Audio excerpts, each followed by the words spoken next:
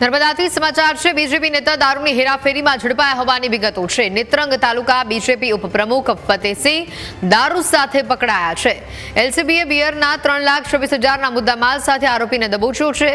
પોલીસે 26,400 રૂપિયાનો બિયરનો જથ્થો જપ્ત કર્યો છે। આરોપી સામે પ્રોહિબિશનનો ગુનો દાખલ કરાયો છે।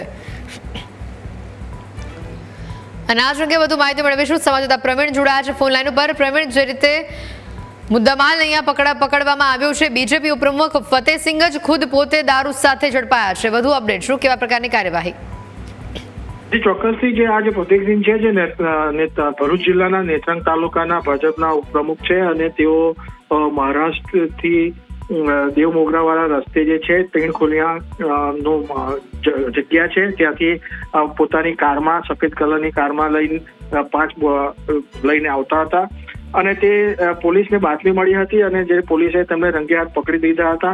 પોલીસને પહેલા નથી ખબર હતી કે તે બુટલેગરના રીતે જ તેમને પકડ્યા હતા, પણ પાછળથી ખબર પડી કે એ ભાજપના ઉપપ્રમુખ છે નેત્રંગ તાલુકાના, એટલે પોલીસે એમની સામે કાર્યવાહી કરી પ્રોહિબિશનનો ગુનો નોંધ્યો છે। જી પ્રવીણ, આભાર માહિતી બદલ।